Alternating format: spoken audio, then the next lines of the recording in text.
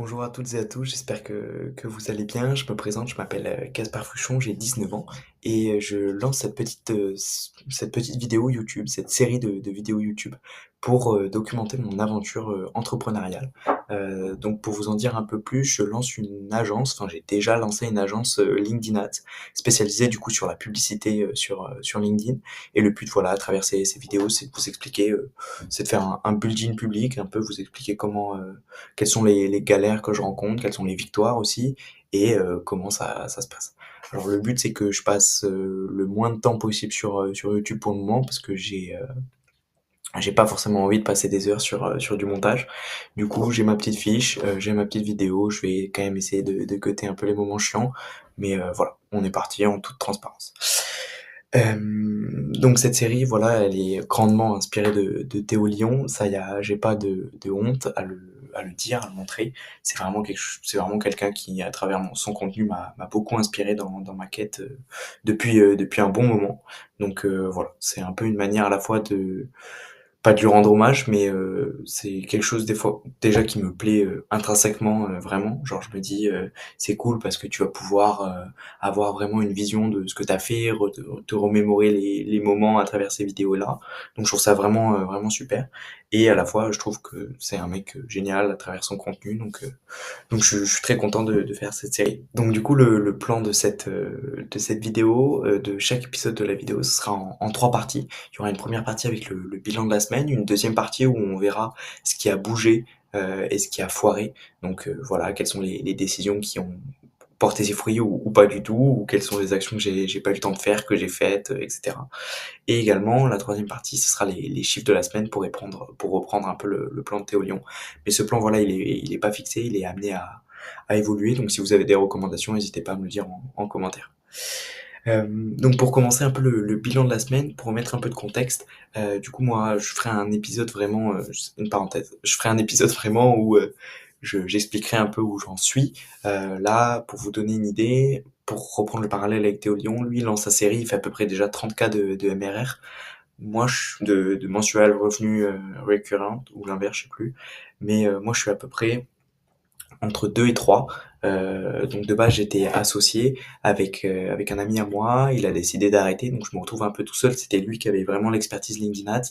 Donc actuellement, je suis déjà en train de rechercher mes prochains clients, mais il faut quand même que, genre aujourd'hui, je me concentre pas uniquement sur la vente, ce que je faisais avant. Il faut aussi que je délivre. Et du coup, aussi en parallèle, il faut que je monte en compétence sur LinkedIn. Donc ça, c'est un peu le premier contexte. Donc là, je me suis séparé de mon associé, donc il faut que je revoie un peu tous les process, comment je m'organise. Et ça, du coup, ça prend un peu de temps. Il y a aussi beaucoup de doutes pour être totalement franc. De doutes, est-ce que je vais y arriver tout seul? Est-ce que ça va le faire? Comment je vais réussir à faire ça tout seul? Mais de petit à petit, je reprends confiance. Donc c'est cool. Du côté perso aussi, il faut savoir que je gère mes études à côté. Euh, avec quand même des ambitions dans mes études, euh, mais de plus en plus je commence entre guillemets à m'en détacher. Alors je dis pas que je fous rien, mais j'ai vraiment une priorité sur ma boîte. L'année prochaine je compte faire une année de césure pour vraiment bien structurer ça, mais aujourd'hui du coup j'ai quand même une vingtaine d'heures de cours par semaine. Et j'ai pas forcément tout le temps des bonnes notes. Je l'avais marqué, donc j'ai pas eu de très bonnes notes. Il y a également un changement de positionnement. Pour vous donner un peu de contexte, au début, donc je poste quand même beaucoup sur LinkedIn. Au début, je postais vraiment dans le but d'apporter de la valeur sur LinkedIn Ads. C'était un peu dur à avoir des nouveaux prospects, sans doute par un manque de méthode. Et puis un jour, il y a une entreprise qui vient nous voir, spécialisée, enfin qui levait des fonds. Du coup, on l'a aidé à travers la publicité à lever des fonds. On a levé plus de 100 000 euros avec elle. Et du coup, on s'est dit qu'on allait spécialiser dans ça. Et in fine, de fil en aiguille, moi, mon contenu, il était vraiment dirigé vers les personnes qui levaient des fonds et je donnais des listes d'investisseurs, des listes d'un fichier Excel, etc. Et ça a beaucoup pris, à tel point que j'ai pris plus de 8 000 abonnés en moins de 3 mois. Enfin, ça a vraiment très bien marché. Et derrière, en fait, j'ai vendu un peu une sorte d'abonnement à une base d'investisseurs. Et ça, en fait, j'ai l'impression de m'écarter de ce que je fais. Donc ce que je fais, de ce qui me plaît surtout, c'est faire des LinkedIn Ads. Du coup, ce projet-là, donc on va faire à peu près 1 000 € de MRR sur ce projet-là. Je vais le déléguer à 2 personnes. Je vais quand même rester ça, mais vraiment mon contenu sur mon compte, il va vraiment être que sur LinkedIn Ads. C'est vraiment une promesse que je me suis faite parce que tout simplement ça me fait kiffer. Donc voilà, on passe à la partie 2, plus de listes. Donc la partie, ce qui a bougé, donc le plus gros changement, c'est que je me suis décidé à plus faire de listes.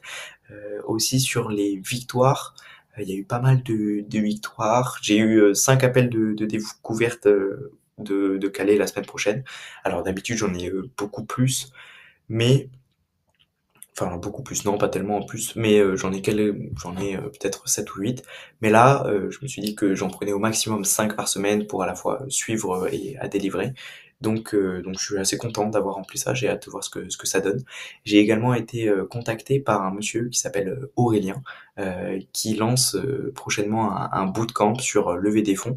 Et ce projet, il le fait en partenariat avec Oussama Hamar, et du coup ça rejoint un peu la liste d'investisseurs, et ils sont intéressés pour que leurs membres reviennent dans ma liste, enfin viennent sur ma plateforme. Donc c'est super, je suis super content.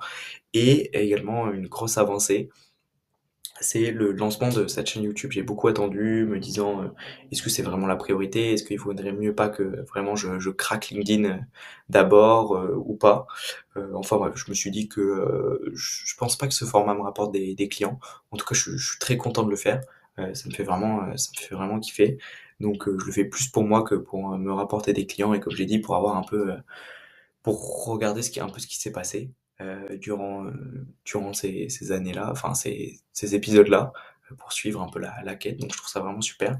Mais voilà, je me suis enfin lancé, je suis content. Je vais sortir aussi pas mal de vidéos du coup spécialisées sur LinkedIn, donc que ce soit sur LinkedIn Ads, des tutos, etc. Donc n'hésitez pas à me suivre si ça vous intéresse, ou pas, tout simplement. Euh, Aussi, il y a eu des sorties de classement favicon. Alors ça remplit pas l'assiette évidemment, mais les favicon, c'est des classements des meilleurs entre guillemets influenceurs LinkedIn, ou des personnes les plus influentes sur LinkedIn. Et dans la catégorie LinkedIn Growth, j'ai été, vous avez kiffé mon accent anglais, j'ai été placé 79e sur la meilleure progression au monde sur LinkedIn. Donc je suis assez fier. C'est quand même quelque chose qui est notable, et donc je suis assez fier parce que c'est du travail tous les jours, et voilà. Mais aujourd'hui, ça me permet pas d'être millionnaire, même si c'est pas forcément le but, mais ça me permet pas de scale mon agence comme je l'aimerais. Donc pour l'instant, c'est pas bénéfique, c'est juste des vanity metrics. Du côté de ce qui a foiré, du coup cette semaine-là, même si la semaine prochaine j'ai beaucoup de calls, cette semaine-là j'ai pas eu vraiment beaucoup de calls. Comme j'ai dit, je revois mes process, et je suis assez pardon, euh, comment dire, j'ai assez peur. Donc je procrastine pas mal sur ce point-là. Mais ouais, petit à petit, j'avance pas par pas, j'essaye d'en faire un petit peu chaque jour, et je commence à avancer. Mais voilà, encore aujourd'hui, il y a beaucoup trop de moments où je devrais travailler et je travaille pas. Et du coup, ça m'énerve, et du coup, je travaille encore moins. Mais voilà, je reprends confiance petit à petit, c'est cool. Mais voilà. Donc je travaille mes process. J'ai pas beaucoup posté aussi sur LinkedIn, notamment dû à cette phase de doute. Est-ce que je fais la base d'investisseurs? Est-ce que je fais que ça? Est-ce que je fais des LinkedIn ads? Est-ce que je fais que ça? Est-ce que je fais un mix des deux, mais les gens vont être perdus? Donc je me suis un peu perdu, je me suis pas mal questionné.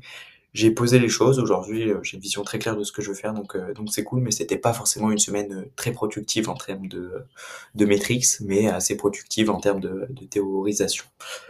Voilà, j'ai aussi regardé une interview, c'était fin de semaine dernière, il me semble, une interview de Jules Palatin et Valentin Tomy, de très bonnes personnes. En tout cas, Valentin Tomy, je le connais personnellement, c'est vraiment un bon gars. Je vous invite à aller regarder sa chaîne YouTube, c'est vraiment top ce qu'il fait.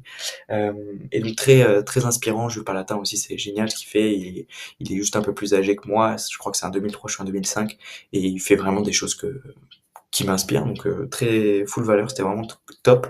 Et du coup, j'ai contacté Jules pour savoir quel était entre guillemets le process pour rejoindre l'équipe Kudak. J'ai pas eu donc Jules m'a répondu une première fois, après j'ai pas eu de retour. Donc je vais pas forcer, hein. J'espère que ça se fera, mais si ça se fait pas, c'est comme ça, on avance. Mais voilà, notamment que moi je suis en expertise LinkedIn Ads, pardon. Donc j'ai l'impression qu'ils ont déjà ça. Ils ont déjà ça sur leur agence. Donc je pense pas que ça les intéresse forcément, mais on sait jamais. Et enfin les chiffres de la semaine.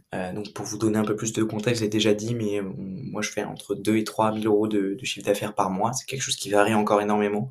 Aujourd'hui, comme client, on a Scalesia, on a une banque d'affaires et il y a les revenus aussi avec l'abonnement à la base d'investisseurs.